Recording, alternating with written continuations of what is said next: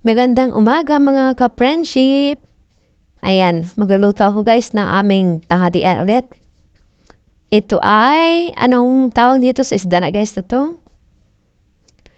Sa amin, ang tawag dito yata, ayan, lumahan. Ewan ko lang, di ba sure guys? Ayan, 5 piraso, hati ko pa to, at malalaki. Sasabawan ko lang siya guys. Tapos, ito yung aking mga gulay. Nalagyan ko siya ng kamatis. Ayan, malapit na masira. So, ayan, isasaba ko na yan. Pati itong pechay at saka konting talong. Baka samahan ko din siya ng alugbati. Ayan. I-prepare ko lang muna to guys. At dyan muna kayo. Ayan, nagpakulo na nga. Of course, dito ng pork stock. Ilagay na natin yung sibuyas, luya, kamatis, at sibuyas. Ayan guys. Ilagay na rin natin guys itong isda. Ilagay ko na siya ng asin at paminta. Lagyan lang natin ito lahat. Ayan, ilagay ko na lahat guys ang isda. Hintay lang natin itong kumulo. Ayan, nahiwa ko na rin guys itong puso ng saging, talong, at itong ating pechay. Napilian ko na rin. Ayan, kumulo na guys. Lagyan natin itong tanglad para mabango at masarap itong sabaw. Durugin din natin yung kamatis para mas malasa.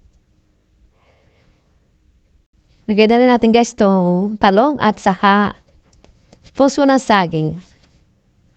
Paibabaw ko lang guys yung isda para hindi madurog. Yan, dahan-dahanin lang natin ang kuha para hindi siya masira. Ayan, dito na guys yung talong at saka puso ng saging. Ilagay natin itong pechay. Then, takpan natin. Huwag natin haluin kasi madurog yung isda. Haluluto din yan dyan, guys.